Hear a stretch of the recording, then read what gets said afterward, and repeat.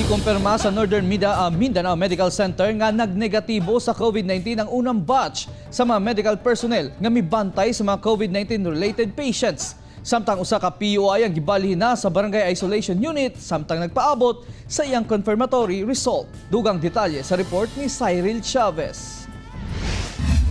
May pasalig karon ang tagdumala sa Northern Mindanao Medical Center kun NMMC sa Cagayan de Oro City nga walay gibating simptomas sa COVID-19 ang unang batch sa mga medical personnel nga mibantay sa COVID-19 related patients. Sumala pa nga masiguro nilang wala mataptan ang maong mga personahe. Sanglit sulod sa 14 ka adlaw nga mandatory home quarantine, walay gibating sakit ang maong mga individual. Sa kasamtangan anana lang sa 11 ka mga pasyente ang nahibilin sa maong ospital nga gilangkuban sa 7 ka mga person under investigation ug 4 ka severe acute respiratory illness patients kinsa isolate na.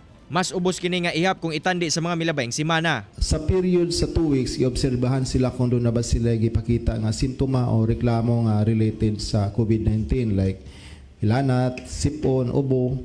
Pero sa 40, walay nagpakita niya to, so wala ta nag-test. Samtang ang usa ka PUI nga sobra 2 ka semana nang anaa sa NMMC tungod kay nagpaabot sa iyang confirmatory test result ang gibalhin na sa Barangay Isolation Unit sa syudad.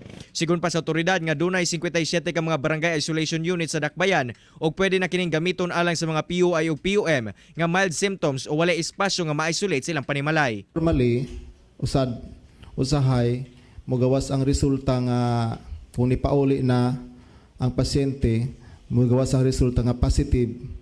So para sigurado siya, dili na ta siya mahimo nga mag-start pa sa ospital ato siyang gi-endorse dito sa iyahang barangay. Maghimo na ta og daily nga house to house nga surveillance for influenza-like illness. Actually, nahumana kagahapon ang katong second batch sa mga community development volunteers nato. Kauban si James Yap sa kamera. Ako, si Cyril Chavez para sa One Mindanao.